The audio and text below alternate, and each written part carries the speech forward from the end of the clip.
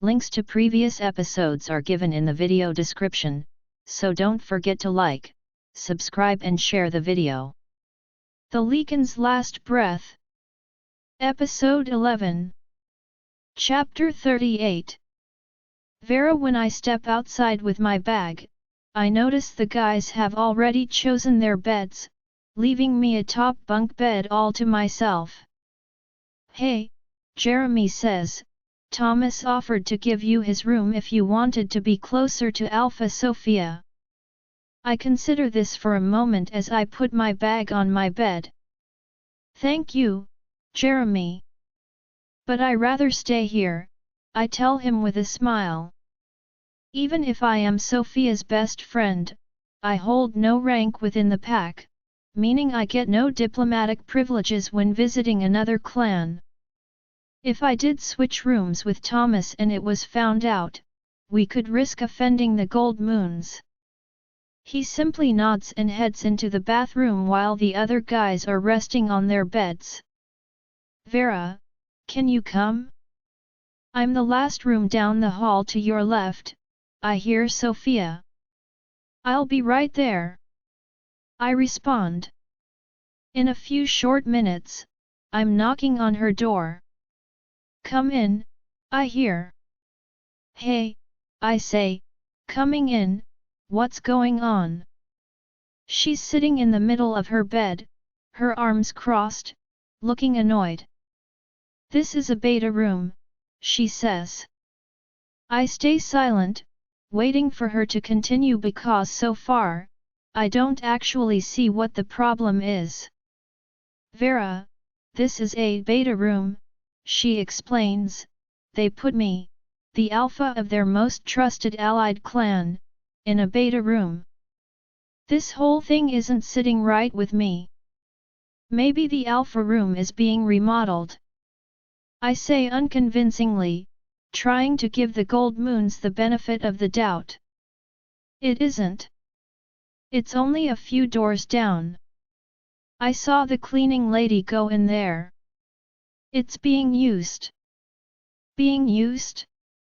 You think they have another guest here other than us?" "Yes. And it's a guest they consider to be more important than me."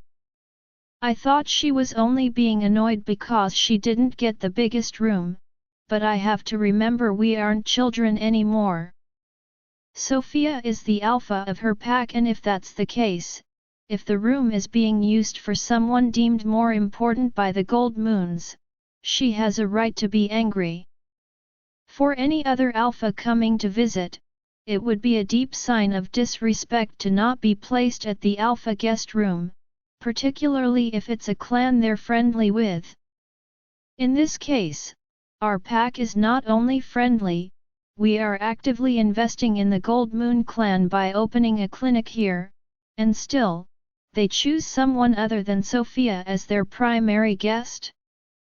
Added to the fact that their warriors weren't even aware of our visit, which was planned ahead of time, something isn't adding up. "Do you think he's just being petty because of your history?" Sophia is now serious, not angry, not offended or pouty, just serious. She's in alpha business mode. "No. I don't recall him being stupid, and if he dared risk offending me because of something that happened so long ago, this isn't someone I want our pack doing business with. Too emotional, too stupid," she says. "Who do you think they're hosting?" I ask, sitting on the bed beside her. "I don't know, but we need to find out. Whomever it is, their business here must be extremely important for the Gold Moons, even more than ours." We stay silent for a while as Sophia sits looking at the door, thinking. "Oh, I almost forgot. I mind-linked Dr. Owens earlier. He'll be waiting for you at the new clinic as soon as you're ready, and please take this bag to him." My eyes light up and I jump from the bed. This news instantly lifts my mood, replacing it with excitement. One of the main reasons for visiting the pack house was Sophia and the twins, of course, but also Dr. Owens. Where's the clinic? I say, maybe a little too excited. Sophia raises an eyebrow. Southern portion of the pack house, it's a new building, hard to miss I imagine. I take the bag hurriedly. It's quite heavy, but it doesn't matter. You weren't this excited to see me, just saying. Sophia yells after me as I close the door and head towards the new clinic. I'm so excited I barely even notice how heavy this bag is, it feels like I'm carrying a literal ton of bricks. Once I reach the open courtyard in the middle of the pack house, finding the new building is quite easy. I reach it after about 20 minutes of power walking through the pack house and everybody staring at me as if I'm crazy. When I reach the building, I notice everyone hard at work, organizing the interior and placing all the equipment. It's a carbon copy of the clinic back home, so it's not difficult to guess where Dr. Owens will be. I head to the third floor and walk past the clinic rooms and the nurses' station, which still doesn't host any nurses, a sense of nostalgia invading me. I reach Dr. Owens's office, finding him organizing a bunch of papers into his archives. And here I was thinking you had taken a vacation, I say, walking in through the door and dumping the bag on the floor. He looks up, a big smile on his face. Vera, he says, standing up and giving me a tight hug. I hug him back, incredibly happy to see him again. Dr. Owens is really the only father I've ever known, and I was touched to know, before I left for the Lycan castle, that he considered me a daughter. It's been so long, he says as he holds me at arm's length. You've changed so much. I laugh. Well, I hope not too much. No, of course not, he smiles at me. Oh, you're just in time for lunch, he says. Come with me, I'll show you around. Oh, there's that bag Sophia asked me to give you. I don't know what it is, but it weighs a lot. We can take care of that when we come back. Come, I'm starving. We walk towards the courtyard once again and then take a left, leading us to the cafeteria. The cuisine varies from territory to territory, and I do vaguely remember the Gold Moons having the best desserts of all wolf packs. Hey, Dr. Owens! Someone approaches him as we are in line picking up our food. Oh, Amelia, hi! This is Vera, he introduces me, she's here for a few days visiting from Dark Moon.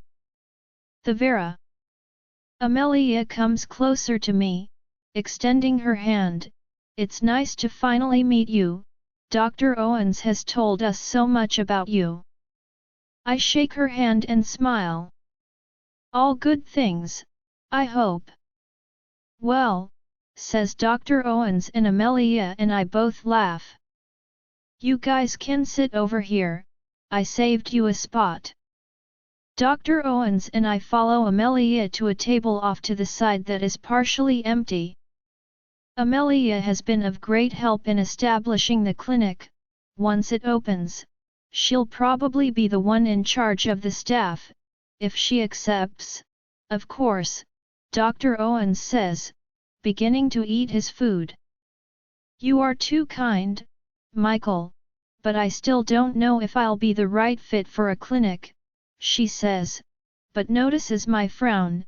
I'm a warrior, you see, I don't think I have the tact to run the staff at a clinic.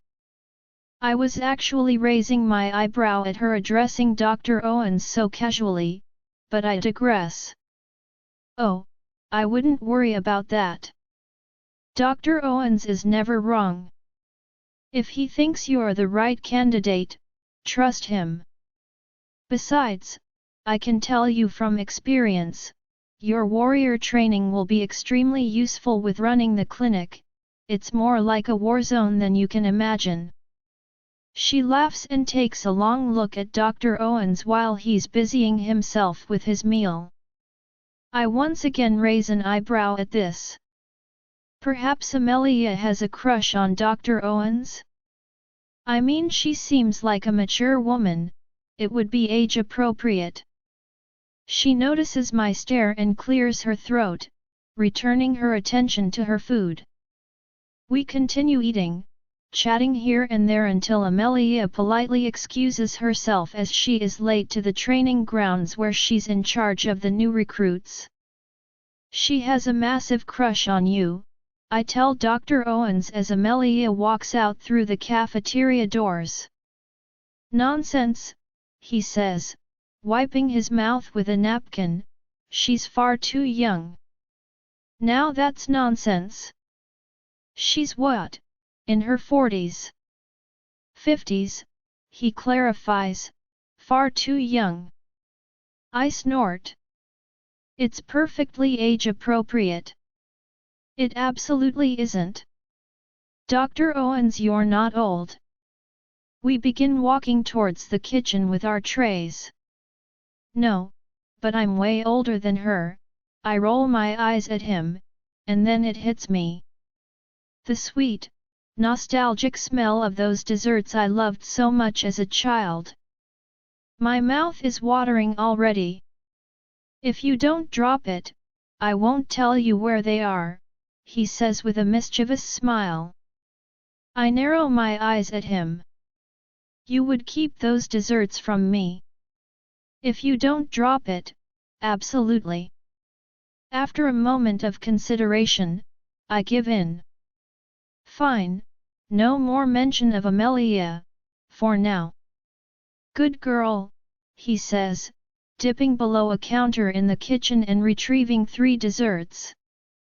Oh, goddess! The smell! Come, we have to hide them. There usually aren't any desserts left at this time, so whomever was saving them can't know we took them. We both giggle and leave the cafeteria. I almost feel bad for stealing these. Almost. We enter the clinic again and head straight to his office to eat the stolen goods. This is amazing, I say, tasting the first crème brûlée with that sweet, sugary top, and then the soft, cool interior. It's the best thing I have ever tasted. Perhaps Jeremy back at the pack house can recreate some of these desserts. We eat the rest in silence, unable to speak and relish on the taste at the same time.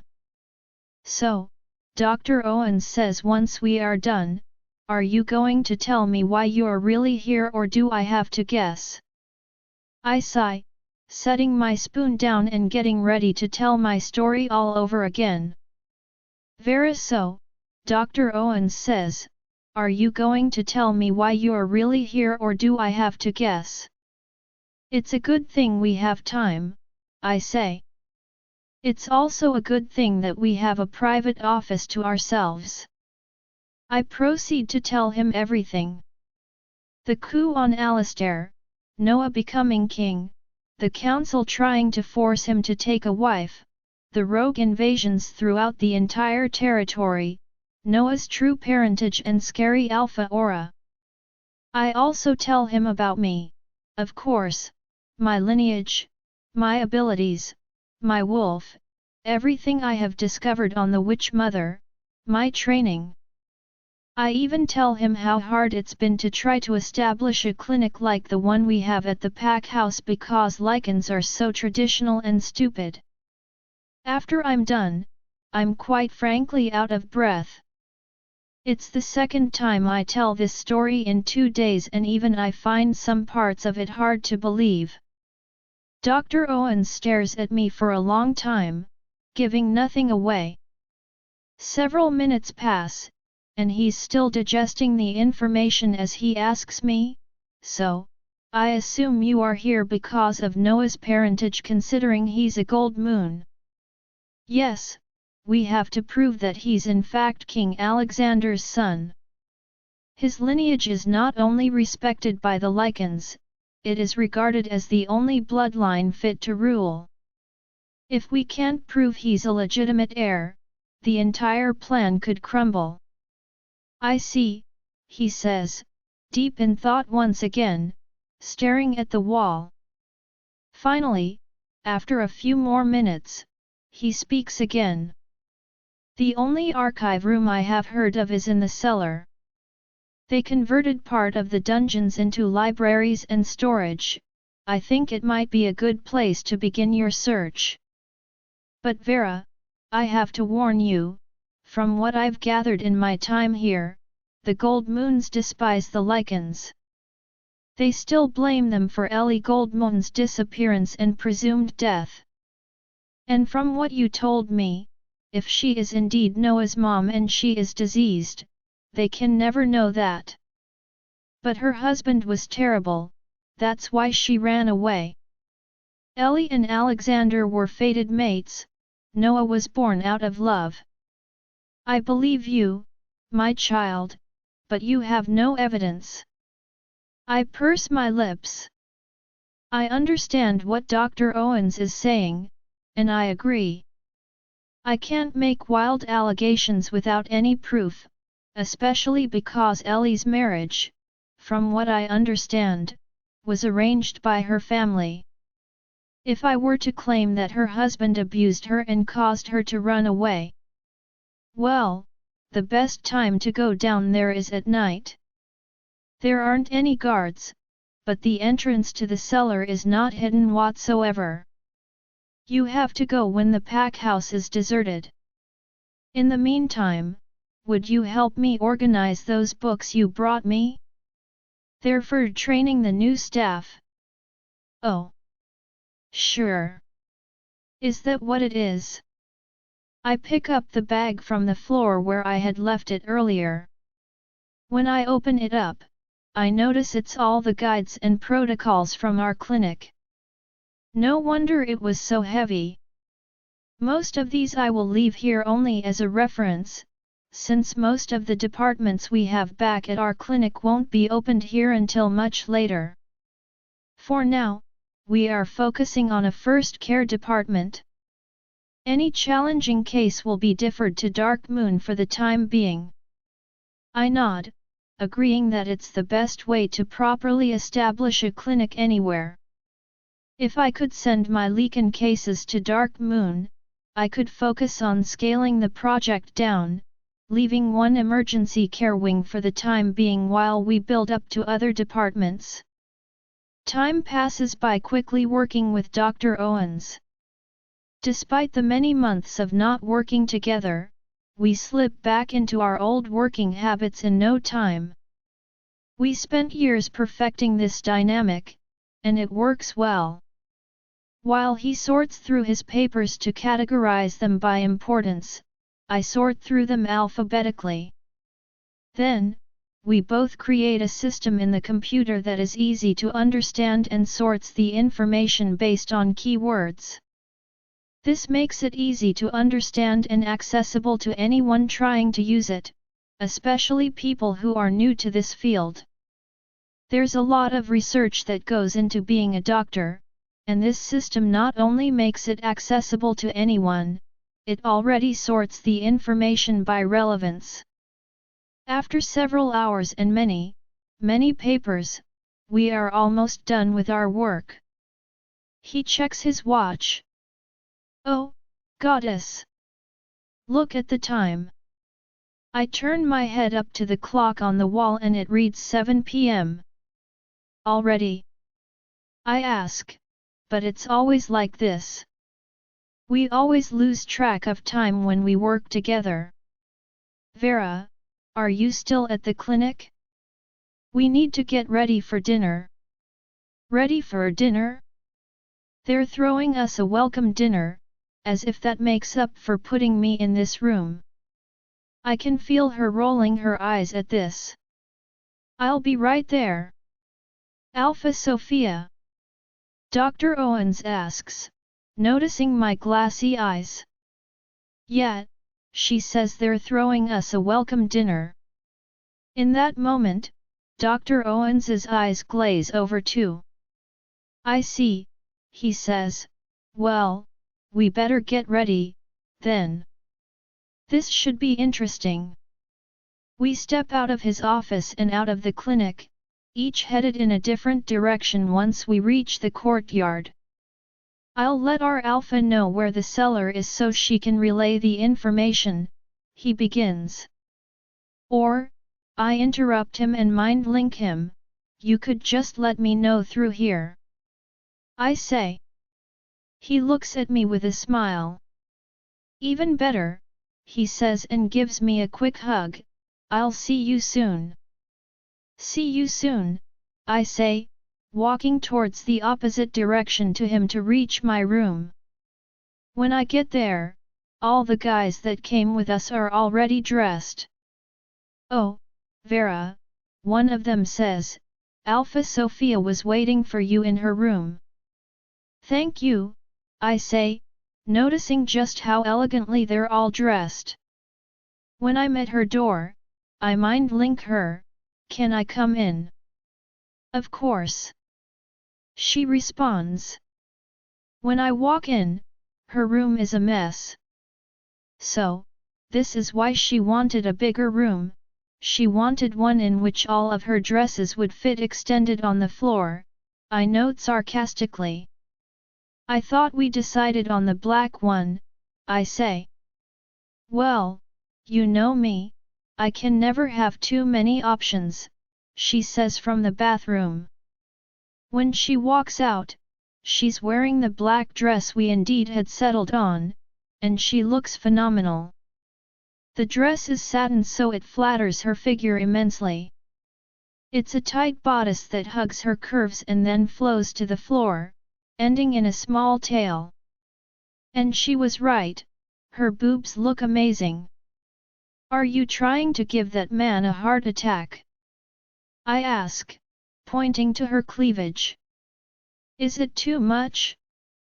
I don't think it's too much. I mean, I don't own any dresses that will hide these, anyway. Besides, my other option is this. She lifts up a dress from her bed that has an open back and a slit to show her legs. If I wanted to give him a heart attack, this is what I'd wear. We both laugh and she continues to look at herself in the mirror, deciding on what to do with her hair. I think you should keep it down, it looks lovely. She smiles. Thanks, I actually think I'll do that. She turns to me, so, now, what are you going to wear? She squints her eyes, trying to picture me in one of the dresses she brought. Of course, she's not actually asking me. It's a rhetorical question. She's always picked my dresses and style for these things. She actually enjoys doing it so I never opposed. Besides, if it were up to me, I'd show up in jeans and a t-shirt.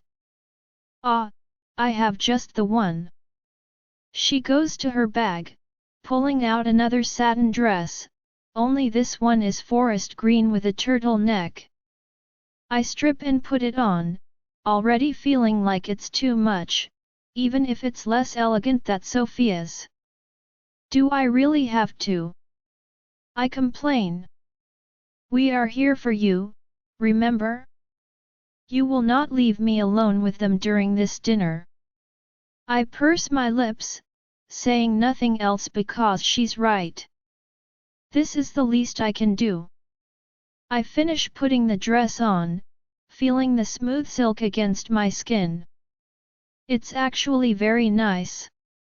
It does have a turtleneck, no doubt to hide Noah's mark, but it also has no sleeves, so it gives me a nice silhouette. It also hugs my curves nicely, ending in a slit on my right leg. Wow, I say, pulling my emerald necklace from under the turtleneck, this is a beautiful dress, Soph. I know, she says, joining me in the mirror and admiring the dress, too. Normally I would pull your hair up because it's so long, but, all things considered, she eyes my mark. Yeah, it's fine, I smile at her. Thank the goddess your hair is thick, it really hides what the dress can't cover of your mark. We both continue getting ready, putting on minimal makeup. Ready? She asks. The guys are waiting outside. Yes, I say, taking one last look at myself in the mirror, feeling a little sad thinking the only thing I'm missing is my mate by my side. We exit Sophia's room and the guys are indeed outside, waiting for us. As we make our way to the dining hall, Sophia walks first, followed by Thomas, and then myself. When we get there, there is a seating arrangement already in place. I am seated next to Dr. Owens, who is already seated at the table looking very elegant. Next to Dr. Owens is Thomas's seat, and next to Thomas is Sophia's seat. Alpha Sophia, someone calls her before we take our seats. It is such an honor to finally have you here again. It's Elliot, looking his very best in his suit and sleek back blonde hair. He comes close to her, grabbing her hands and kissing both of her cheeks. This would have melted teenage Sophia, but not adult, mated Sophia. Alpha Elliot, she replies sweetly, politely, on the contrary, thank you for having us. Nonsense. Of course, you remember my father.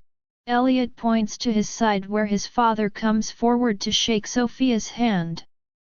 How could I not? I was young, but my father always spoke so fondly of you, she replies, shaking his hand. It's a great pleasure to hear that. Your father was one of the best men I have ever known, and an even better wolf, he says. Thank you, Sophia says, sincerely. And my mother, of course, Elliot continues, an elegant woman coming forward, taking Sophia's hands delicately in hers. Of course, Sophia says, smiling warmly at her. Sophia, you've grown so much. I'm so proud of the young woman you've become. Elliot's mother mimics Elliot's actions and kisses Sophia on her cheeks. The pleasantries continue for a few more minutes as Elliot introduces his family and Sophia introduces us. When Elliot introduces his grandparents, however, something catches my eye. They have stayed seated far away, so I can't be sure of what I'm looking at, but his grandmother is wearing a pearl pendant around her neck that seems very familiar. I stay focused on it, slightly squinting to perhaps get a better look at it as we all sit down, trying to pinpoint just why it looks so familiar. Vaguely, I hear Sophia teasing Elliot about not giving her the alpha guest room, trying to figure out who is currently occupying the room. But then, I feel it. The hairs on my nape rise as a chill travels through my entire body, leaving me cold and with a racing heart. That smell. That aura. That presence. Slowly, I turn my head to the entrance of the dining hall as I begin to sweat, sensing his arrival. Ah, here he is. Elliot says, his guest walking through the door, I'm sure you, Sophia, as well as your entire pack, will also come to appreciate our guest and his ideas. I gulp, my eyes glued to him in horror as he makes his way to the table. It's him. Vera, he's aged since my vision, but there is no doubt in my mind that this is Ellie Goldmont's husband. Everything from his smell to his aura puts me back in my vision. I'm starting to get nauseous. Vera. Dr. Owens whispers beside me, putting his hand on mine. Goddess, Vera, you're cold as a ghost. What's wrong? I shake my head, swallowing hard, trying to compose myself. I still have a dinner to get through. This is Alpha Samael from the Red Moon Pack. As you may know, the Red Moon Pack is our neighbor to the south. Alpha Samael approaches Sophia, extending his hand, but when Sophia goes to shake it, he instead takes it and kisses it. It's repulsive. Very nice to meet you, Alpha Sophia. I've heard great things about you, he says. He doesn't even hide his shameless lingering stare on her neck, checking if she has a mate. Funny, I haven't heard anything about you, Sophia says, retreating her hand. Ah, well, hopefully that can change tonight, he says, walking back to his seat, right in front of Sophia. Elliot clears his throat. Ladies and gentlemen, thank you all for coming here, and thank you Sophia, for coming here on such short notice. Sophia raises an eyebrow at him.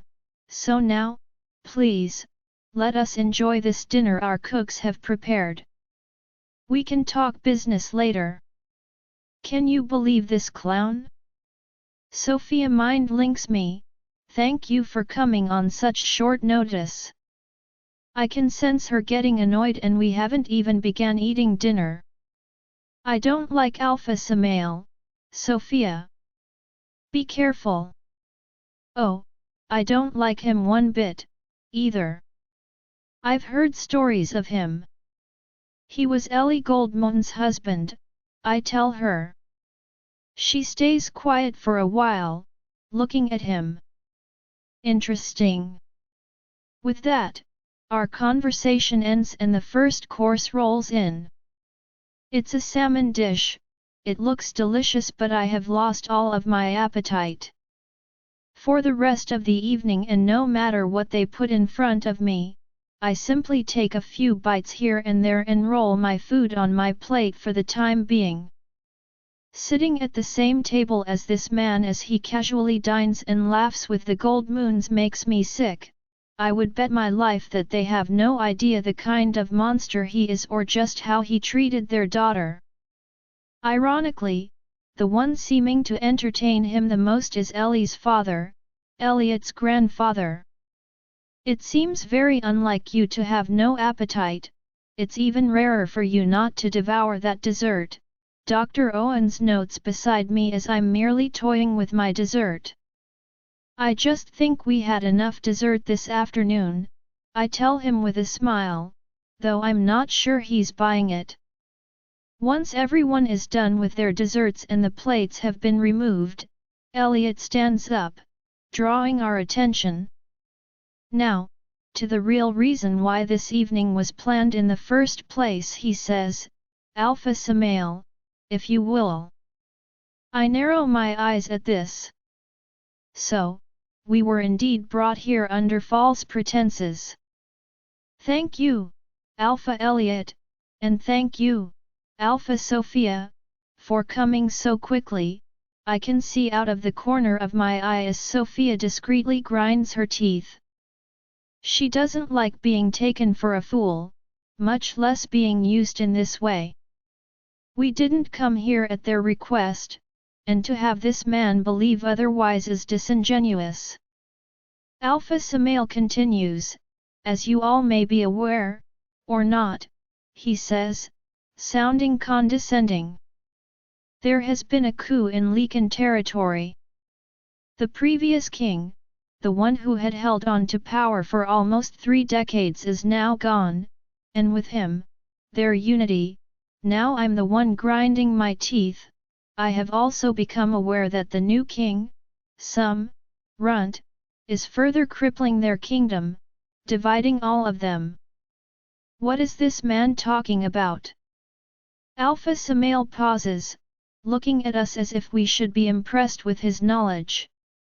I'm slightly shaking as I close my eyes for a quick second to control my temper.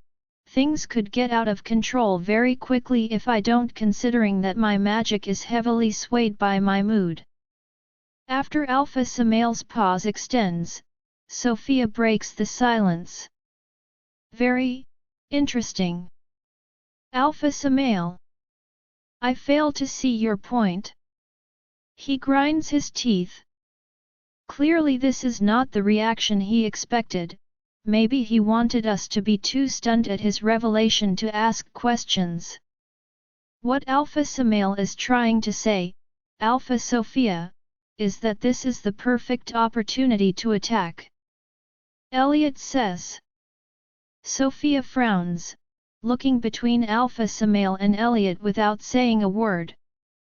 Do not dare speak for me, Alpha Elliot. Alpha Samael says, the tone of his voice an implicit threat.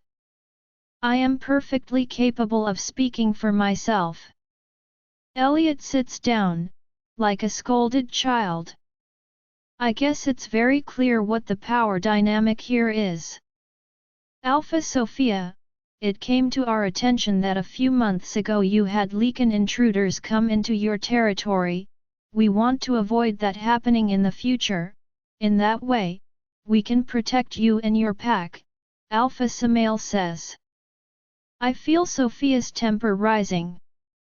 Those Lycans were dealt with, Alpha Samael, as have many others that have dared cross us. Now, I'm not one to dance around the point, so I will be direct. We do not need your protection, and we do not take kindly to being pawns. She stares directly at Elliot, though he does not dare meet her gaze. Now, she continues, I would appreciate the same frankness from you, Alpha Samael. What do you really want from us? She's staring at Samael directly now, some of her alpha aura seeping through to make it very clear that she's losing patience.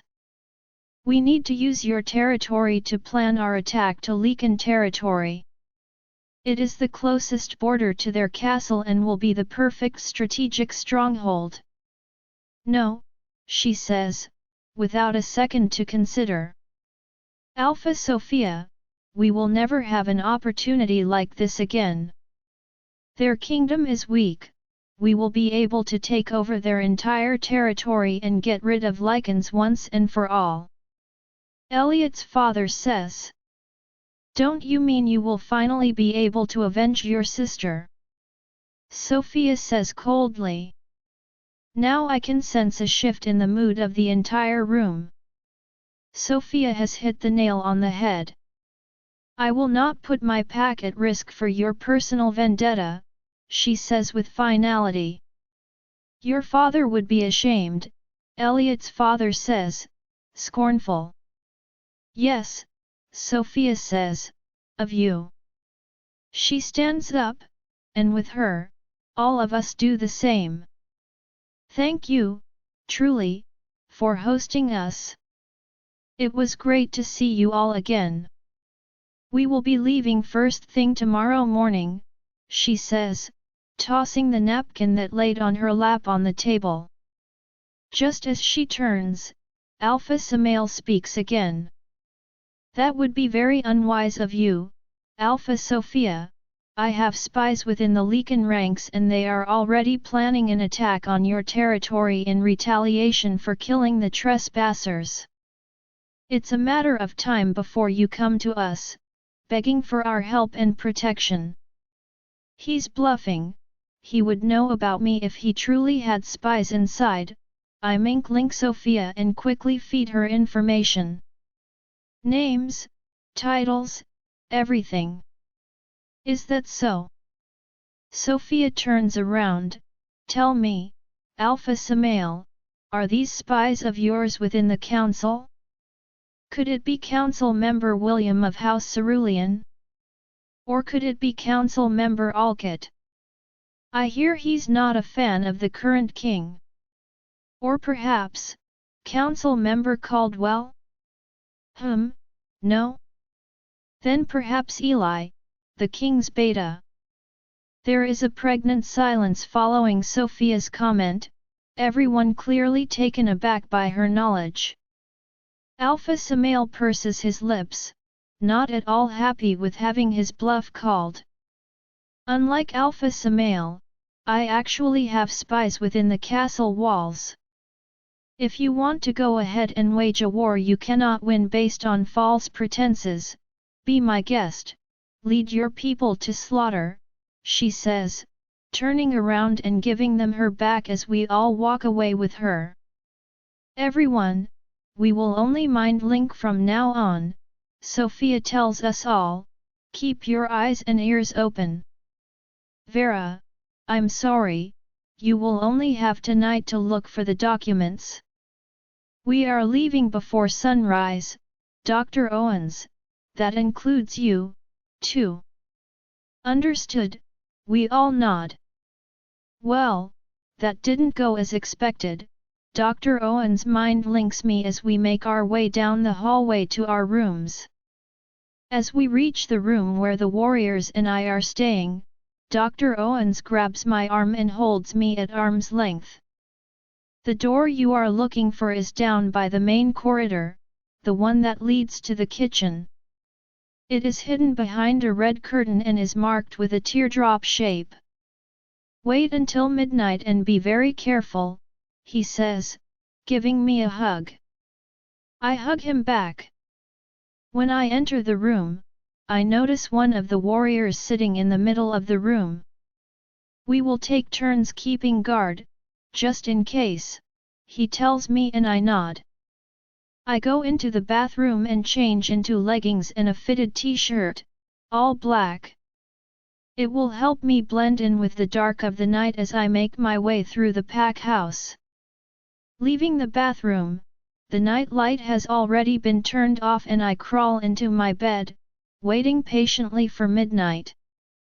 Vera, are you ready? It's almost time, Sophia mind links me when it's close to midnight. I'm stretching on the floor, relaxing my muscles and clearing my mind. Yes, I answer. Be very careful, I ruffled some feathers at the dinner, especially the gold moons, they won't take kindly to any of our party being found outside without an explanation. Understood. I step inside the bathroom, splashing some water on my face and putting on a tight, long-sleeved black shirt. Then, slowly opening the bedroom door, I step out, nodding at the warrior whose turn it is to keep watch. He nods back at me. I check both ends of the hallway to make sure there's no one coming this way. I also listen attentively, making sure everybody is in their rooms and not shuffling about. Exiting the room, I close the door behind me quietly. Okay then, Dr. Owens said the door was hidden behind a red curtain. It doesn't narrow my search down, almost all of the curtains in this place are red. I quietly make my way down the main corridor that leads to the kitchen as my eyes adjust to the darkness. Checking behind every red curtain, I have to suppress my need to sneeze, all these curtains are heavy with dust. It takes me a good 20 to 30 minutes to find the door, but just as Dr. Owens said, there is a teardrop shape marking the ancient wooden door. I place my hands on it, turning the doorknob, trying to be as quiet as possible. With a gentle push, the door opens, revealing a set of winding stairs leading to the bottom of the room. There is nowhere else to go, no corridor or aisle, the only way is down. I close the door behind me, making sure to leave the tiniest gap below it in case it gets stuck and I can't get out. The curtain will cover the door anyway, so not even someone passing by will notice the door has been opened. Slowly, I descend the stairs. The air keeps getting stuffy, moldy. If this is their archive room, I'm truly concerned that if I do find Noah's birth certificate, it won't be in good condition. Once I reach the bottom of the stairs, I allow my eyes to adjust to the darkness. There are rows and rows of boxes, papers, books, all smelling like rot. Where do I even begin? I turn on the flashlight that I brought with me, getting close to one of the first rows of archives. Hopefully the gold moons at least have some sort of system in place for safekeeping their documents. It takes me several minutes to find any logic to how the boxes are arranged, and even then, most of them are out of place, like someone has been coming in, looking for stuff, and not putting the boxes back in their original location. It's a disaster. After a few hours of digging through mountains of papers and boxes, Sophia mind links me. "Anything?" she asks. "Not yet, this place is a mess," I reply. "There's been no movement here so far, just try to make it quick." Copy that. I know how time-sensitive this mission is, but reminding me won't help me find the document faster. I keep searching, unboxing all sorts of documents, treaty arrangements, deals, history books, censuses, accounting documents, any number of archives, except what I'm looking for. If only I could find a single box with birth certificates or a family tree, it would be a start. This is impossible. I whisper to myself, frustrated. I place my fingers on my temples, massaging them. I have gone through about half the documents at this point, flipping through every single one of them with no luck. At this rate, I'll be here until sunrise. Just then, the hairs on the back of my neck prickle as a small gush of wind comes towards me. There is no form of ventilation here, meaning someone must have come through the door. In a few seconds, I hear someone angrily stomping down the stairs. Quickly, I turn off the flashlight and look for a mountain of boxes to hide behind. Just as I dive behind the boxes, the main lights of the archive room turn on. "Who's there?" someone yells. I don't recognize the voice, but whomever it is, he's an alpha because I can feel his aura. It's rather weak, but an alpha aura nonetheless. "Nobody is supposed to be here. Show yourself." I stay quiet, even holding my breath so that I don't disturb any of the dust around me and give away my location. The archive room is actually rather large, but there are no other exits as far as I can tell. If this person were to really look for me, they could actually find me. I hear the person come further into the room, shuffling papers and lifting boxes. Fortunately, or unfortunately, this place is a complete mess. If this person were to look for me, it could take him a while, giving me a chance to possible escape unnoticed. "Come on," I think to myself, "you have get out of here. I'll find you, you rat." The voice screams, angrily tossing more boxes upside down, looking for me. I quietly crawl to my right, inching closer to the stairs in case I have to make a run for it. I take advantage of the noise he's making, and every time he tosses a box in the air, I move closer to the exit. As I move from pile of boxes to pile of boxes, I also get closer to the person here with me, so I can now smell it, the undeniable stench of alcohol. This person is very drunk. I peek through a box, trying to figure out who it is. I nearly gasp. It's Elliot's grandfather, Alpha Silas, that aloof presence that didn't seem to care about anything during dinner, is angrily, and drunkenly, looking for me now. This is also Ellie Goldmont's father and Noah's grandfather. Think, Vera. Think. I have to get out of here before he finds me, but I only have two options.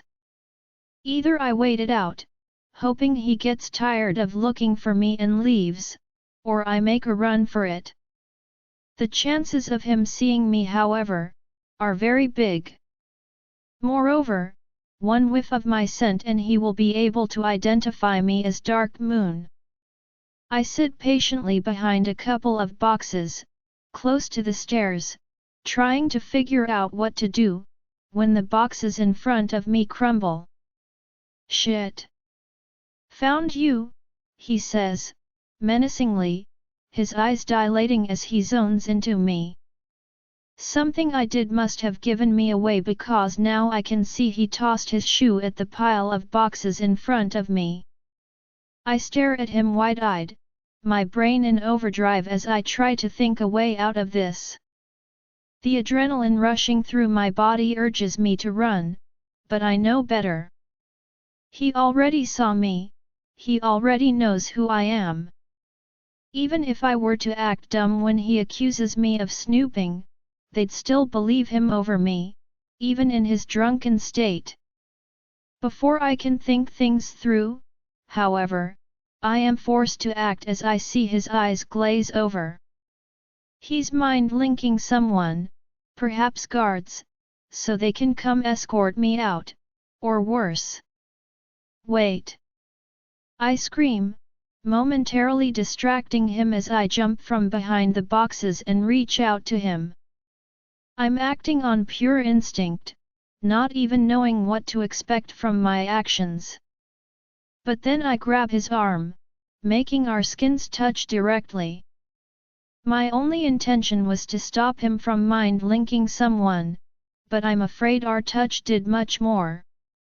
His pupils are now fully dilated, his mouth hanging open. Underneath my hand, his skin is starting to feel clammy and cold. Shit, shit, shit, I repeat to myself, realizing what I've done. I close my eyes, taking in a shaky breath.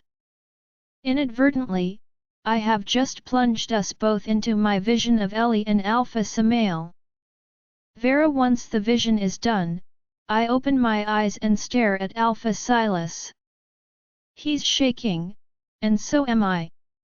Reliving that vision was 100 times worse than last time since I already knew how it ended, but for him, seeing his daughter like that.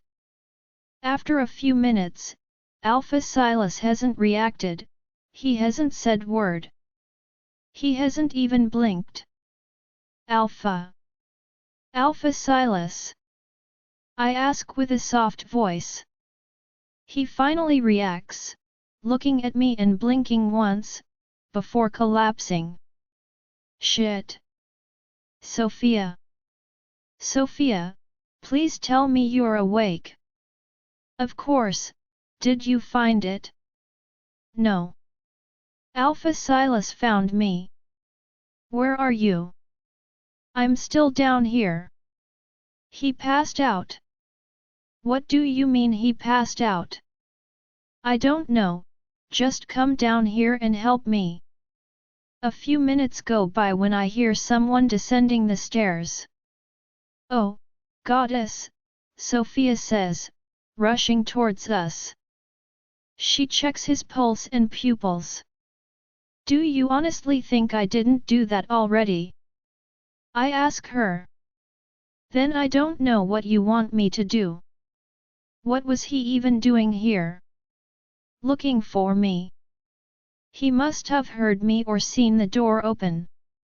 We both turn our heads in the direction of the stairs, hearing footsteps approaching. Dr. Owens peeks his head through the door, his eyes landing on us and then on Alpha Silas. His eyes widen. Oh, goddess, you weren't lying, he says, approaching us. He also checks for his pulse and pupils, much to my annoyance. We're wasting time, we have to get out of here. I whisper to both of them.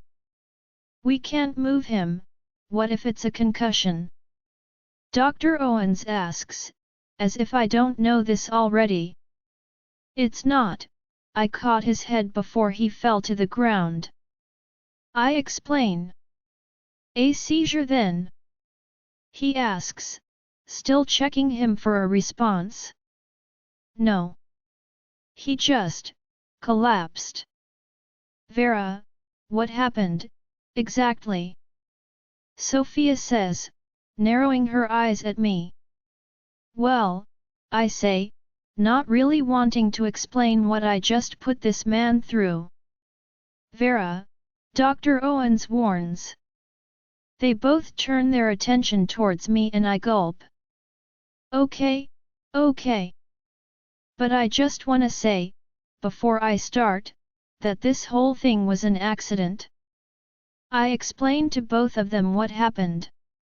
How I had a vision of Alpha Samael and Ellie Goldmoon back at the pack house and how she wasn't kidnapped by Lycans, but rather ran away from her monster of a husband. And he saw everything. He saw her playing her flute and singing in that wrecked rooftop, only to be followed by the brutal abuse at the hands of Alpha Samael. Both Sophia and Dr. Owens stare at me with their mouths open. So, magic was used here. Meaning we have no idea when he might wake up. Sophia says. Or even if he wakes up, Dr. Owens says. What do you mean? Sophia asks. It means that I have no idea if he's under a spell or, just passed out from the experience, I don't know. I'm way over my head here, Dr. Owens says. He was also really drunk, I tell them, maybe, we can pass it off as if we found him like this? Either way, we have to get him out of here. Agreed, Sophia says. Now that it's been established that he doesn't have a concussion, we carry him up the stairs. Sophia and I hold his shoulders and large frame while Dr. Owens holds his feet. We are very mindful to be gentle. Once we are at the top of the stairs, Dr. Owens gently lays his feet on the ground while he opens the door, checking if there's anyone out there. The coast is clear and we make it outside, shutting the door to the archive room. Okay, where can we put him? I ask. Someplace believable, Dr. Owens says. I mean he was drunk, all drunks end up in the kitchen at some point, no? Sophia says. Good idea, let's hurry, Dr. Owens says. We pick him up once more and hurriedly make our way to the kitchen, thankfully it's close by. This man is very heavy. Once there, we enter the kitchen and place him on the floor. Okay, now, Dr. Owens, return to your room, we'll give you some time. Vera, act panicked. I'll call for the guards. Both Dr. Owens and I nod. He takes off, and once he's had a few minutes of head start, Sophia calls for the guards. Guards! She yells, guards! In a few minutes, guards are entering the kitchen, frantic. We found Alpha Silas collapsed on the kitchen. Call Alpha Elliot. One of the guards comes over to check Alpha Silas's pulse, while the other mind links Elliot. In a few more minutes, Elliot is entering the kitchen with Alpha Samael close behind. What are they doing together so late? What happened? He says, running to his grandfather. We found him like this, collapsed. I explain, his pulse is stable, his pupils have a normal response, there's nothing visibly wrong with him. I suggest we take him to his room to lay on his bed, there we can assess his condition better. Elliot looks at me, frowning. Vera is a doctor, Sophia explains. She's the head of the clinic back home. Elliot nods at the guards who proceed to lift Alpha Silas and carry him up to his room. Sophia, Elliot, Samael, and I follow closely behind. As if the situation wasn't stressful enough, having Alpha Samael here makes me even more anxious. I can tell he's observing us closely. Once we reach Alpha Silas's room, I enter behind the guards. Alpha Sophia, please call Dr. Owens. He should bring an oximeter and a stethoscope, just to make sure Alpha Silas's vitals are okay. Sophia nods, her eyes glazing over as she calls Dr. Owens. What do you think happened to him? Elliot asks me. I'm afraid there's no way to know. What were you two doing in the kitchen at this hour? Alpha Samael asks bluntly, observing us as he leans on the door frame. I stay silent, focused on my patient, anything to avoid that man. I should report to you now, Alpha Samael. Sophia asks, indignant, I thought we were guests in this house, not prisoners, she says. Of course, you are guests, Alpha Elliot responds, throwing Alpha Samael an annoyed look. Dr. Owens comes rushing through the door, faking surprise. What happened? He asks as he comes close to me, handing me the oximeter. We don't know, we found him on the floor, unresponsive, I explain. We both get to work, checking his vitals, his blood pressure, his oxygen levels, etc. After we are done, we remove all the gadgets from Alpha Silas and sit back. And Alpha Elliot asks. There's nothing evidently wrong with him. His oxygen levels are stable, his heartbeat and blood pressure, too. He hesitates, but maybe what? Alpha Elliot asks. Dr. Owens looks at me and Sophia, then his eyes land on Alpha Samael. I really don't think I should say, this is a delicate matter, Dr. Owens says. Anything you can say to me, you can say to Alpha Samael as well, he says. Dr. Owens clears his throat. Well, Alpha Silas smells like alcohol. We will know more when he wakes up, of course, but it could explain his state. Are you telling me he's drunk? Alpha Elliot asks in disbelief, coming closer to his grandfather to verify Dr. Owens's claim. He sniffs him once, his nose wrinkling. He smells like the whole barrel, he says with disdain, turning away and leaving. Alpha Samael takes one last look at all of us, his eyes narrowed. To my relief, however, he turns around and leaves behind Alpha Elliot. What do you think that was about? I ask Sophia. I don't know, but I don't like it. Stay with Alpha Silas, I'll tell Elliot we're just being cautious by leaving a doctor with him. Hopefully he wakes up soon and doesn't remember a thing. I can take the first shift if you'd like to go rest, Dr. Owens offers. It's okay, I tell him, I won't be getting much sleep anyway. Did you find it? Sophia finally asks me.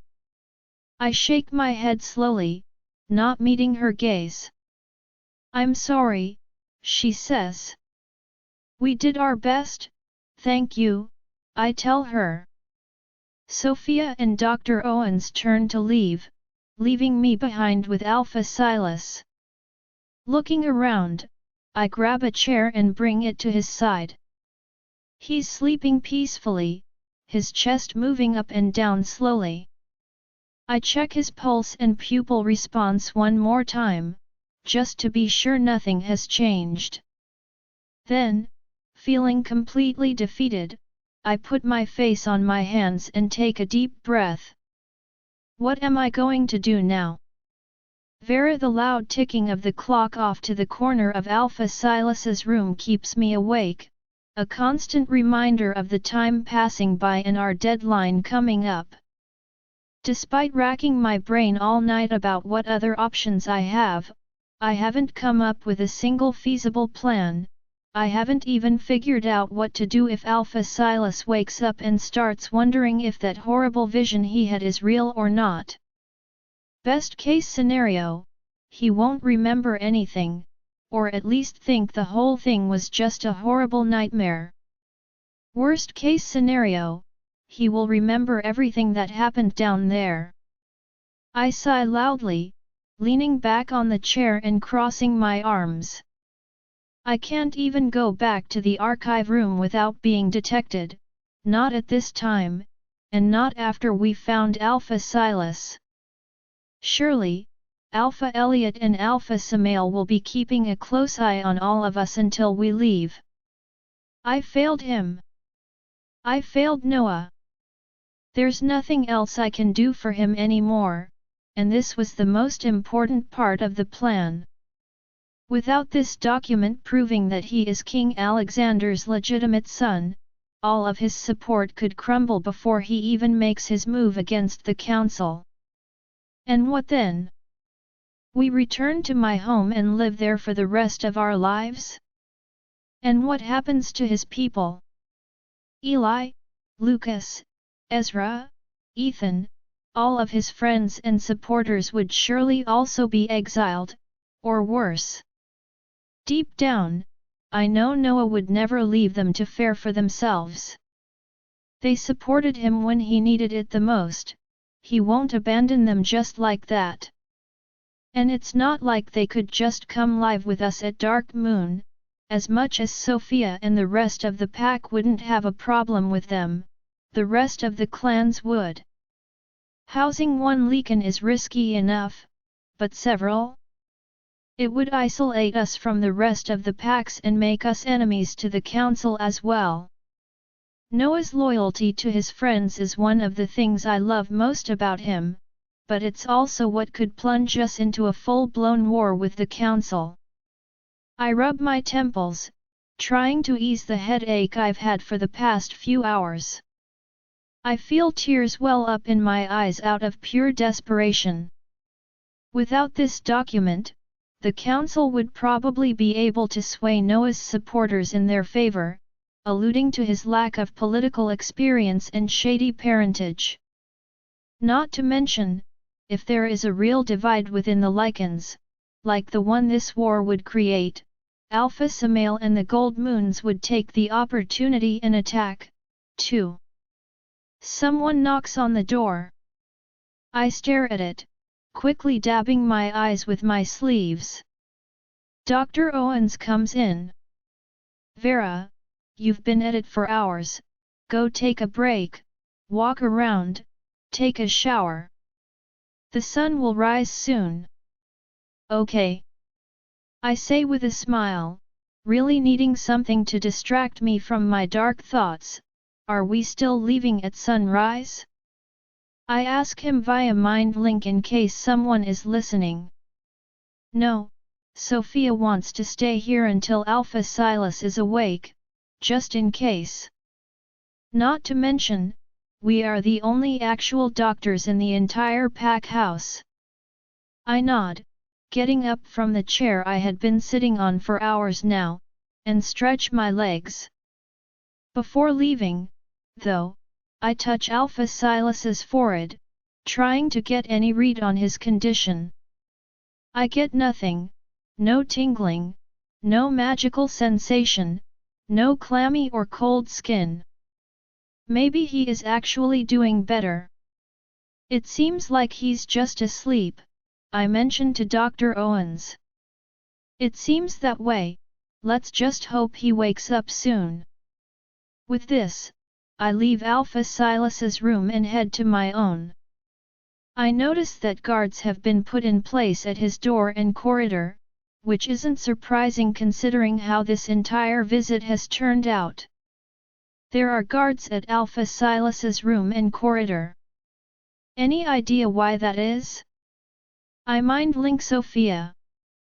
No, but I have the burning suspicion that it's Alpha Samael calling the shots here, she says. How is he doing? He's fine, just asleep. Good. As soon as he wakes up and we make sure he's fine, we're out of here. Copy that. I enter my room, where all of the warriors are already awake and getting their bags ready. They all look up when I come in, nodding in my direction. I nod back, and head straight into the bathroom with my bag. I take a quick shower, momentarily appeasing my mind. I try to meditate and clear my head for a few minutes as a way to control my anxiety and disappointment. To say it didn't work is an understatement, it probably made it worse.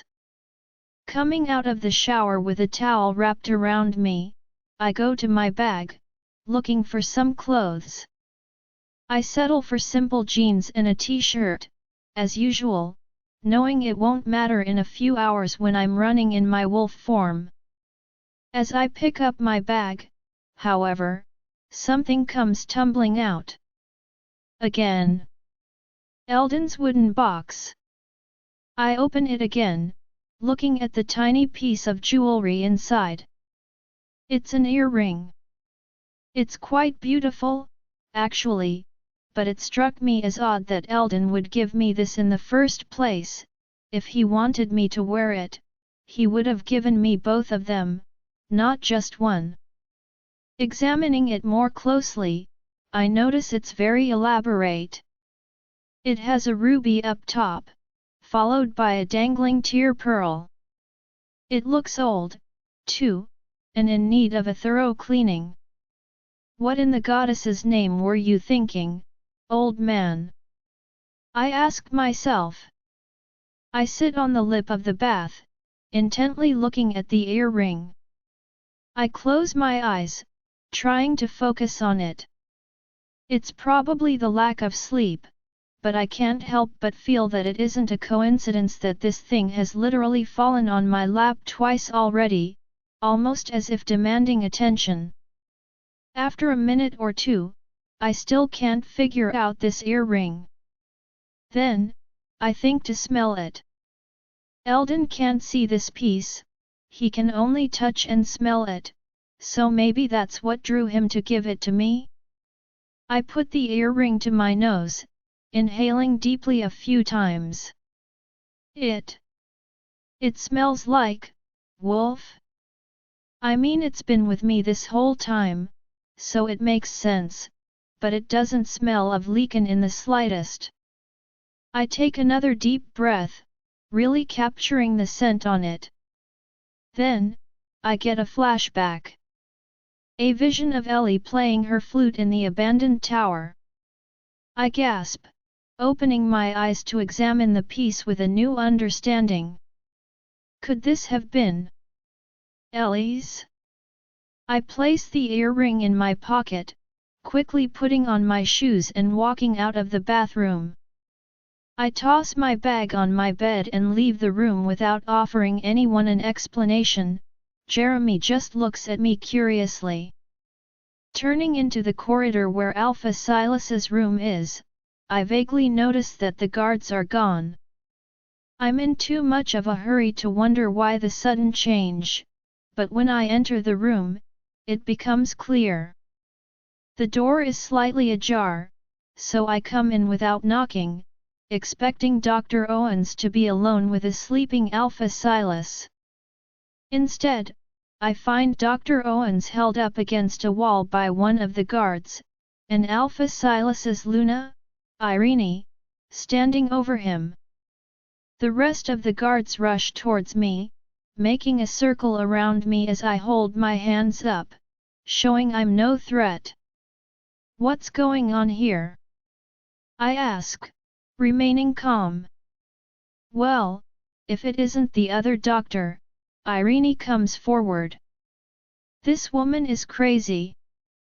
Dr. Owen's mind links me, his face pressed against the wall by the guard. Luna Irene is a beautiful woman, elegant just her daughter was. As she comes closer, I also notice this is where Noah gets his eyes from. My heart constricts at the reminder of Noah and how I've failed him and everyone else back at the castle. What's going on? I ask again. I want to know what Dark Moon was doing down at the archive room, because Silas hasn't been down there for decades. I wouldn't know, I reply, completely calm. We found him in the kitchen, unresponsive. Is that so? She says, retrieving Alpha Silas's shoe. Shit.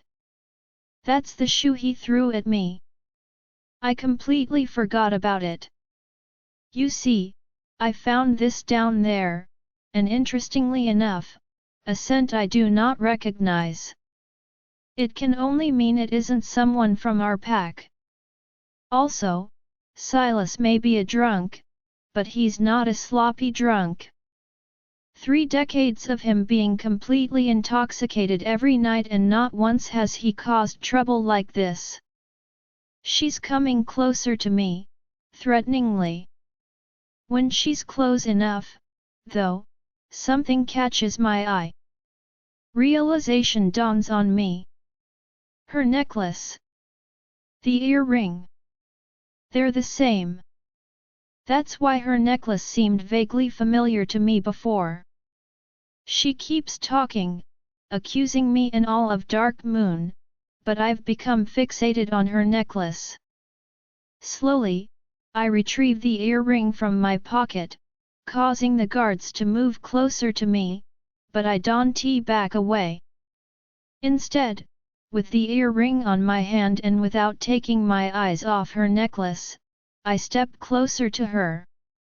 For some reason, the guards let me pass, and I stop right in front of Luna Irene. I grab her pendant with my hand, lifting it up to me as I open up my other hand, placing both the earring and the pendant side by side. They're the same piece, only Luna Irene's has been turned into a pendant. I look up at her, a silent tear slipping from her eye. Vera, what is going on here? An angry Sophia barges through the door, breaking my moment with Luna Irene. Irene separates from me, putting several feet in between us, clearly shaken, one hand on her pendant while the other wipes away her tears. Luna Irene, is there a reason why my people are being forcefully held by your guards? Sophia says, her alpha aura rising. Luna Irene doesn't say a word, she still hasn't taken her eyes off of me. Take everyone out, I mind link Sophia. Everyone, out! She roars, without hesitation. Sophia is so intimidating with her alpha aura that even the guards of the Gold Moon Pack listen to her. They quickly look at Luna Irene and when she doesn't object, they all leave. What happened? Sophia mind links me once everyone is gone. Luna Irene still hasn't reacted. I turn to Sophia, opening my mouth to explain, but Luna Irene speaks first. All of you, explain to me now what you are really doing here and why you have my daughter's earring. Sophia and Dr. Owens turn to me, questioningly. I gulp. This earring was in the castle, I brought it with me but I didn't know it was Ellie Goldmoon's. It's the same as Irene's pendant, I quickly explained to Sophia. Now. Luna Irene growls. Sophia purses her lips, taking a quick glance at Irene's necklace. None of us say anything. How do we even begin to explain this? We never planned on coming forward with the truth, but it seems like that's our only option right now. If you won't tell me, the guards will be happy to torture it out of you, she says. Even if she doesn't actually have the power to command the guards, and it would be suicidal to torture wolves from Dark Moon, including our Alpha, there's a seriousness in her tone that can't be ignored. After all, this is her long-lost daughter we're talking about. I would also do everything in my power to know more. Her eyes begin to glaze over, but before she can mind-link anyone, I step in front of her, my hands up. She reacts, momentarily distracted. Please, we'll tell you everything, but what I'm about to tell you cannot leave this room. Luna Irene purses her lips, considering her options. In the end, what's most important to her is to know what happened to Ellie, so she calmly walks to one of the tables off to the side and sits down. She gestures to the other seats on the table, beckoning us over. The three of us share a glance, Sophia quickly mind-linking us. Are you going to tell her the truth? What other option do we have? She nods, and all three of us walk over to the table where Luna Irene patiently waits. We each take our seat, me seating directly in front of Irene. Well, who's going to start? She asks, her eyebrows raised at me. Luna Irene, what I'm about to tell you can't leave this room, I begin. You said that already, she interrupts me. Yes, but I have to make sure you understand. It takes her a moment, but she finally nods. I open my palm and place the earring in the middle of the table. Your daughter, Ellie, wasn't taken and killed by Lycans, as you have all been told, she escaped. I weigh my words carefully, letting that first piece of information settle in. She scoffs. That's ridiculous, she says, closing her eyes and pinching the bridge of her nose. She met her fated mate there, he was the king of the Lycans, Alexander. They had a son, I continue. Her eyes snap open, sneering at me. Their son is now the king of the Lycans, I finish. Her eyes are still glued to me, narrowed. Then, after a couple of silent, tense seconds, she laughs. It's a humorless, almost manic laugh, and it's not at all what I was expecting. Well, I have to hand it to you, in all my years, never did I hear anything so nonsensical. She gets up forcefully from her chair, readying herself to call the guards. Alpha Samael abused her, that's why she ran away, I tell her, not really wanting to look her in the eye as the scenes from the vision are still too fresh in my mind. She's still standing, I can feel her eyes burrowing into my skull. She sits back down, slowly. Something I said must have struck a chord with her. And you know this how exactly? She asks cautiously. I saw it, and so did Alpha Silas, I believe that's why he hasn't woken up. All mockery is over, she has no snarky remark or comment. How did you see it? I look over to Sophia, who has a serious look on her face. I'm not sure I want to get into my family history with the Gold Moons. After none of us answer, Luna Irene breaks the silence. Show me. I turn to look at her, surprised. Luna Irene, with all due respect, I don't think you want to see. Show me, she says again. I turn to Sophia, almost as if asking her if this is a good idea. She simply nods. I sigh, putting my hands in the middle of the table for Luna Irene. She immediately puts her palms on mine without any skepticism. I have to warn you, I begin, but she interrupts me again. Show me the thing already. I was going to warn her about what this did to her husband, but I guess it doesn't really matter to her. I take a few deep breaths and focus on the vision I had earlier, drawing Luna Irene in with me. After experiencing this with Alpha Silas, I know what to do. In a few moments, both of us are plunged into the vision and I can feel all of Luna Irene's emotions as if they were my own. This didn't happen with Alpha Silas, but that could be explained by his drunken state. I feel her relief and happiness when she sees her daughter playing her flute and singing.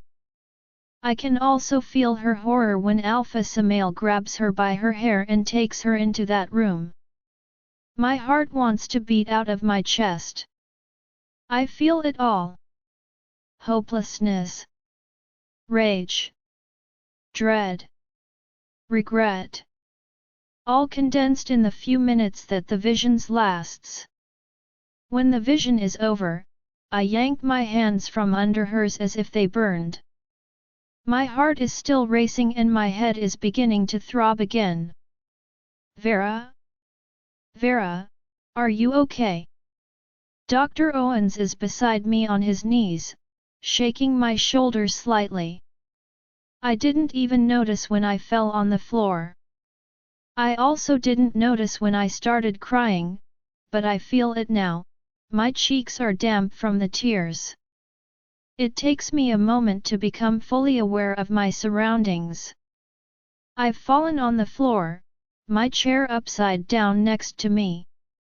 Sophia is tending to Luna Irene on the other side of the table, she's also on the floor. No.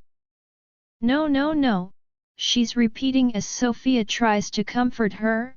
No, she yells, slapping Sophia's hand away and standing up abruptly, coming towards me.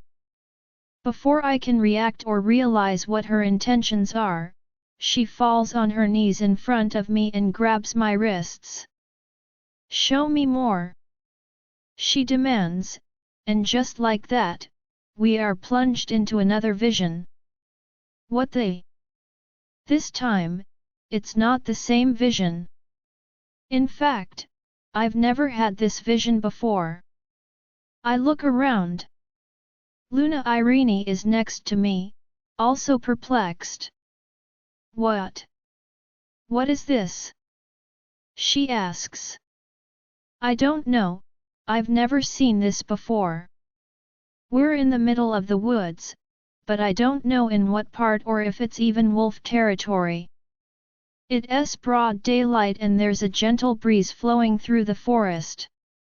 Wait for me. I hear a voice, immediately turning in its direction.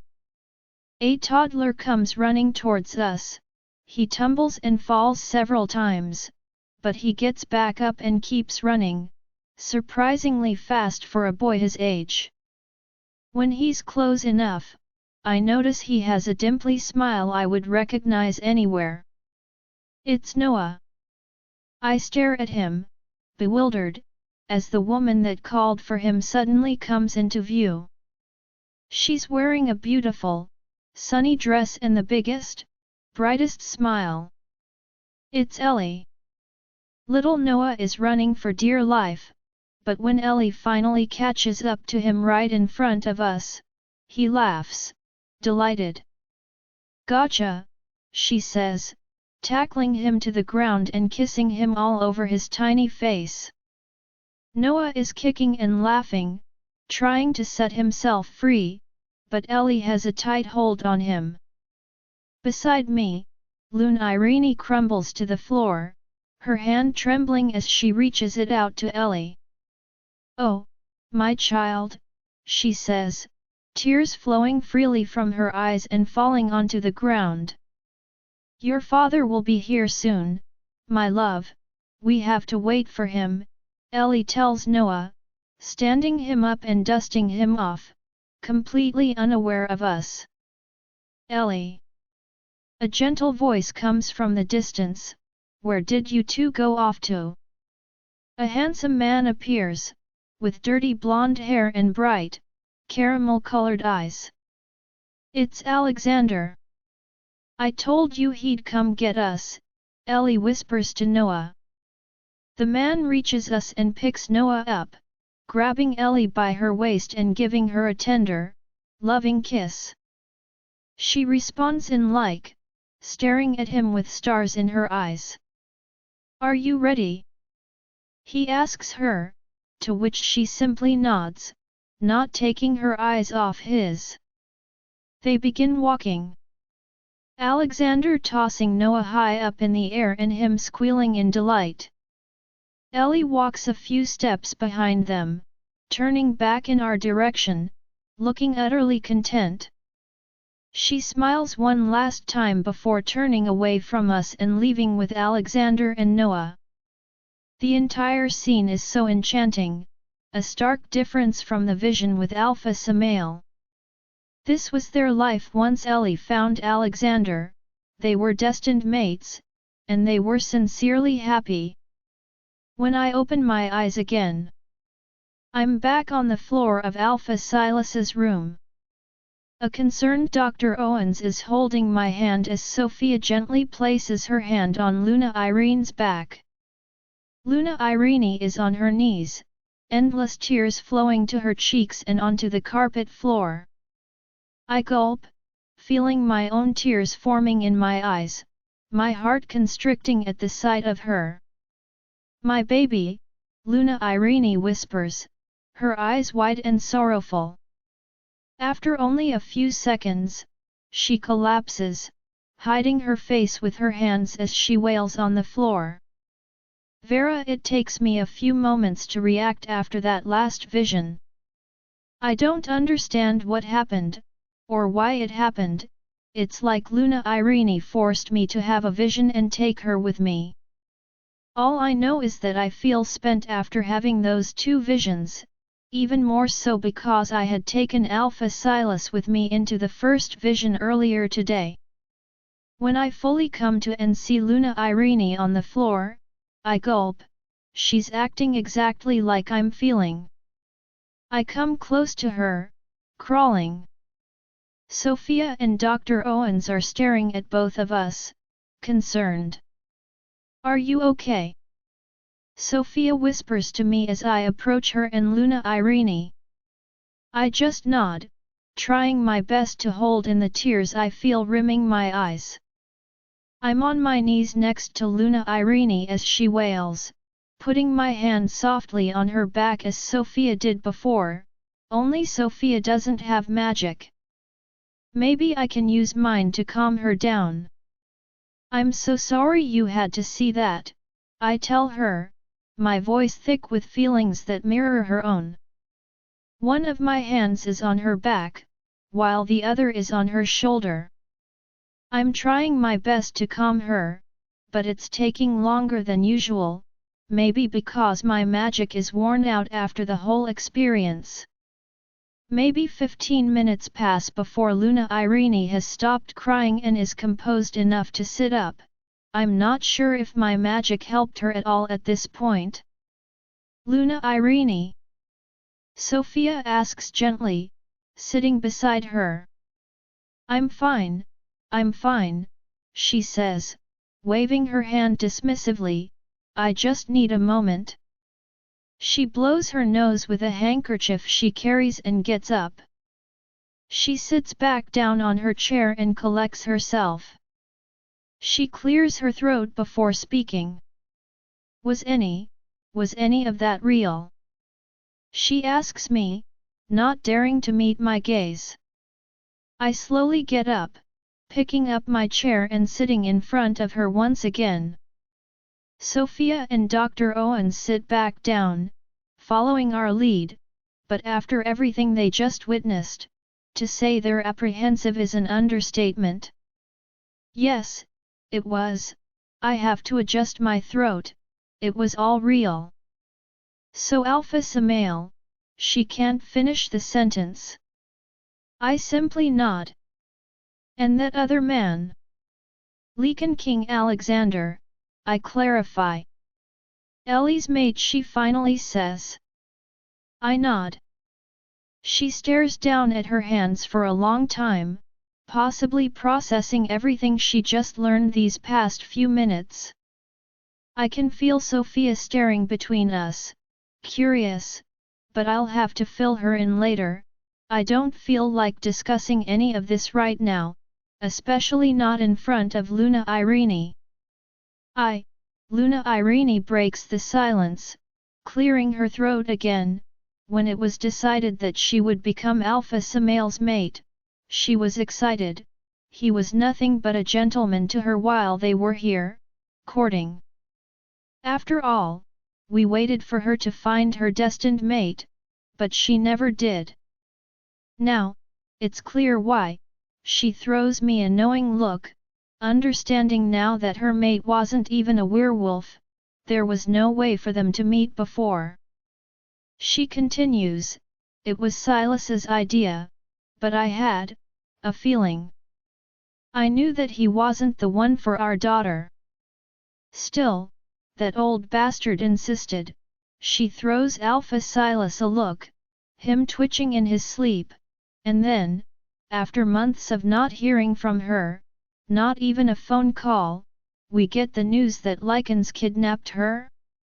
Alpha Samael was beside himself, looking for her, as were we, but things never really added up for me. Her expression has now shifted from one of grief and sorrow, to anger. I should have listened to my instincts. When it comes to our children, a mother's instinct is never wrong. Sophia nods in agreement, having already formed a bond with her twins. She knows exactly what Luna Irene is referring to. There's another moment of silence. I breathe in deeply, still calming myself after that intense experience. My child, why have you come here, really? Luna Irene asks me, this time staring at me directly. It takes me a minute to finally speak. That little boy you saw in the vision, Ellie's child, your grandson, his name is Noah, and he's my mate. Her eyes widen slightly, her lips pursed into a thin line. I let the revelation hang between us for a moment before I speak again. He's also the Lycan king. He took over after I killed Alistair, the previous king. It was Alistair who killed Ellie's mate, Alexander. Her expression turns sad again, and Ellie, she says, looking down.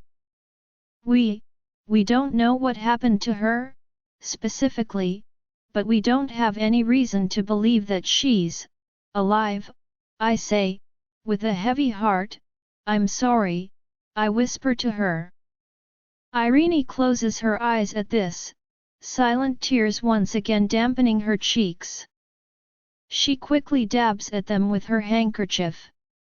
I at least had to know for sure, she says, staring at the earring that remains at the center of the table.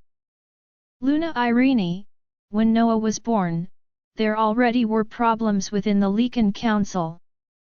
Ellie and Alexander knew this. That's why his birth certificate back at the Lycan castle was faked. It never recognized King Alexander as his father in order to protect him. We have reason to believe Ellie would have taken precautions as well, though, ensuring he could always come home to you. Luna Irene frowns, still looking at Ellie's earring. For a few moments, I'm not even sure she heard me. I open my mouth to ask her again, certain that what I said didn't register with her, but she gets up from her chair. Wait here, she says. I haven't even finished explaining the whole situation, but I say nothing as she gets up and walks out of the room. A few moments after Luna Irene leaves, Sophia turns to me. What just happened? Sophia asks me, whispering. I'm again about to explain it to her, opening my mouth to speak, but Luna Irene comes back too quickly. I shut my mouth once again, shrugging at Sophia, mouthing later at her. Luna Irene sits with us again, placing a wooden box on the table. She sighs, placing a soft hand on top of it. A little over a year after Ellie went missing, I received a package. It had a letter and this inside. She once again grabs her pendant delicately between her hands. I didn't even open it, thinking it was a cruel joke from the Lycans, taunting us as we kept looking for her even after all that time. I just made her earring into a pendant and threw the rest of the package into a box of junk, not thinking twice about it. If it had her earring, it must have come from her, Sophia muses, looking at the wooden box. I realize that now, Luna Irene says. At the time, it didn't even cross my mind that it could be from her. Over a year had passed, and she was able to send us a letter all that time? She pauses, that's not the Ellie I knew. She must have known we would be worried sick. She didn't think you would accept her new life with her new mate, I say, understanding the feeling well. Being mated to a Lycan isn't easy, much less the Lycan king. And we probably wouldn't have, Luna Irene says, tearing up again. My sweet girl, she sobs. She wanted to avoid conflict. It was best for us to believe she was dead in order for her to live her life happily and untroubled. The heaviness of the moment momentarily distracts me from the task at hand, but I can't help it. It's as if I connected to Irene on a deeper level through the visions and I feel her emotions as my own now. I still feel her anger, sorrow, and regret, but I also feel relief. Even if it's subtle, it's unmistakably there. Anyway, are we going to open this thing or what? She asks, interrupting the moment. I hesitate, but within seconds I'm reaching towards the box, removing its cover. There are a lot of documents, some old, some new, but mostly just junk. I have to sift through all of it in order to find a small package buried beneath it all. There's nothing particularly distinct about it, except for an elegant handwritten name at the front of it. It reads, Noah. Vera, you would think I would have rushed to open this envelope, but I once again hesitate. Sophia reaches her hand out to me, reassuringly squeezing my arm. I turn to her in disbelief. This could be it. This whole plan could have actually worked. Well? Luna Irene asks, impatient. After all, this is also her grandson we're talking about, the only real tie to Ellie she has left. I open the envelope carefully, not wanting to rip anything inside.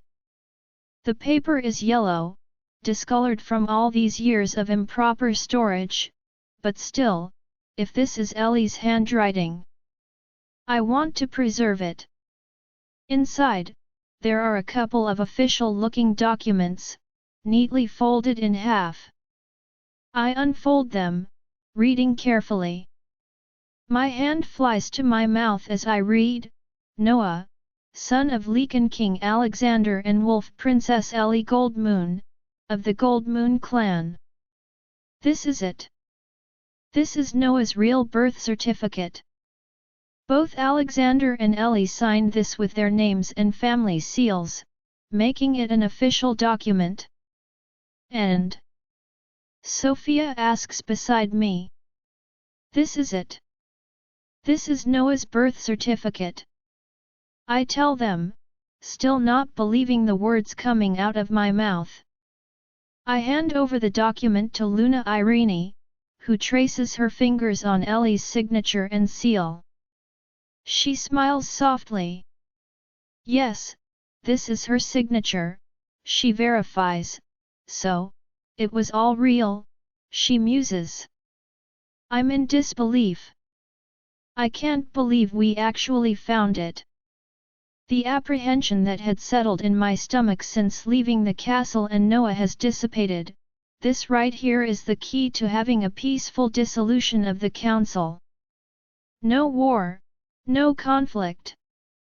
Beside us, Alpha Silas grunts, waking from his sleep. Dr. Owens goes to his side, checking his vitals again and making sure he was in fact just asleep. He saw the vision too, the first one. He doesn't know anything else, I tell Luna Irene quickly. I understand. He might think it was just a nightmare. Don't worry about it, I'll take care of him.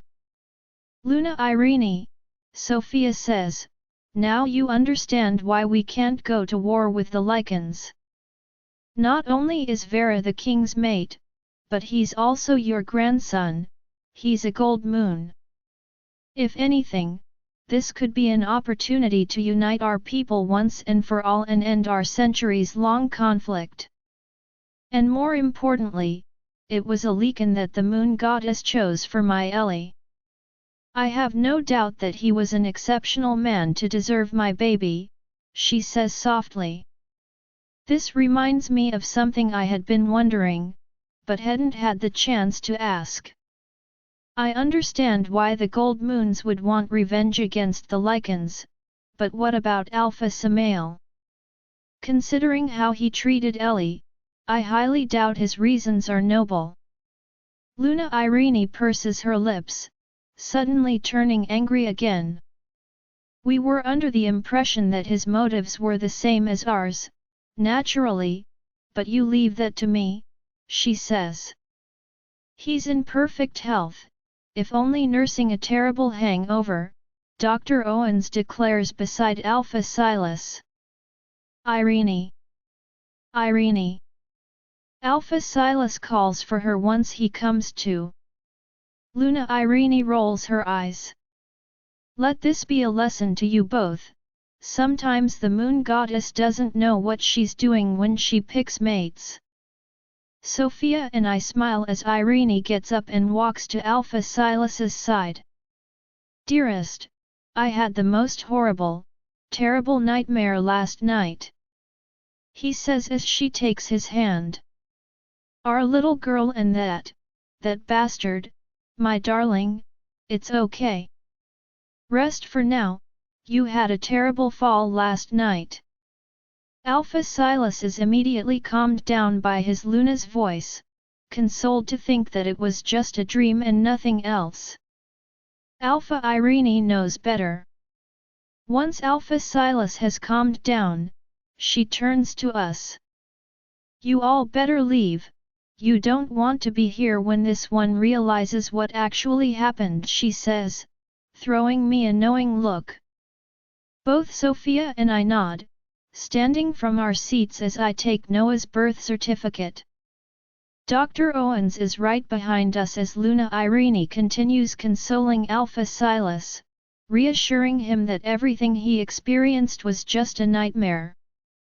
We leave in 15 minutes, Sophia tells us, rushing through the corridors and towards our rooms.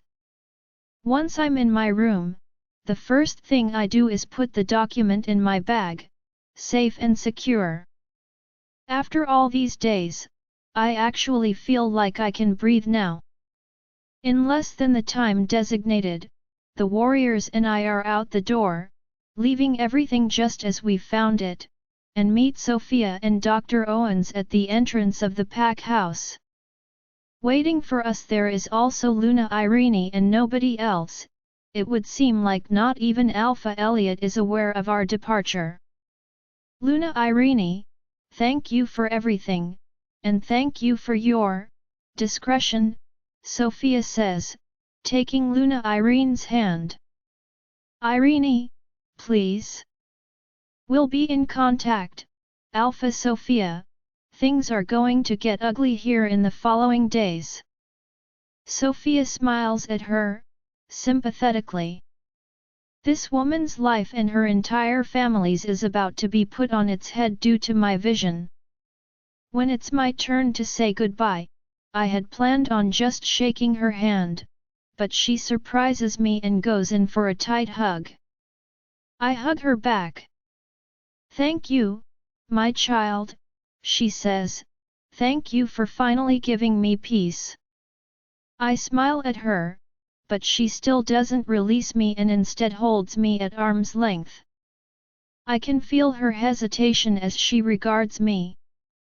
"You can ask me anything," I reassure her. She smiles. "What is he like?"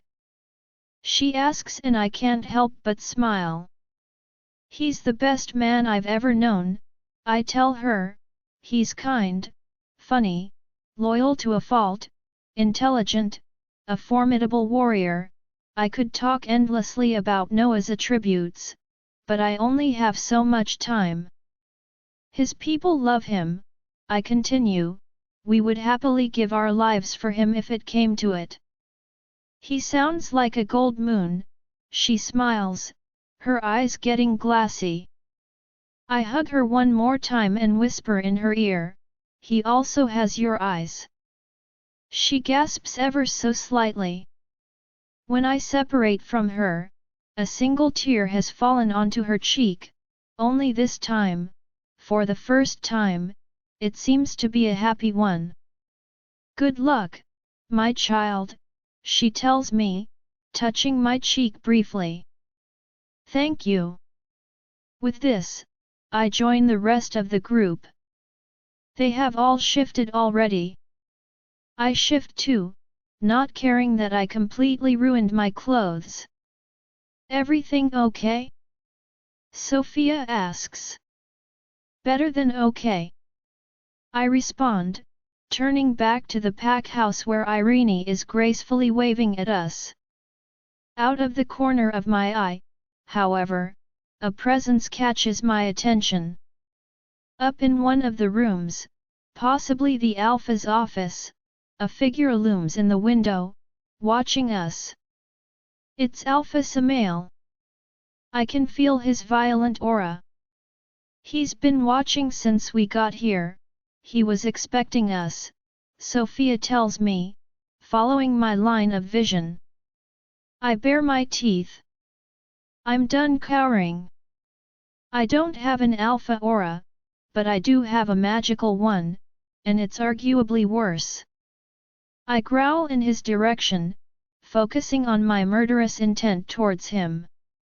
He takes a step back, and with my wolf's vision, I can see his expression clearly. He's shocked and perhaps afraid? Good, because if I ever see him again, I will kill him. That's if the gold moons don't do it first. "Let's go," I tell Sophia, anxious to get to the pack house and then, soon, the castle. Join our Facebook and WhatsApp group for more updates, link is given in description.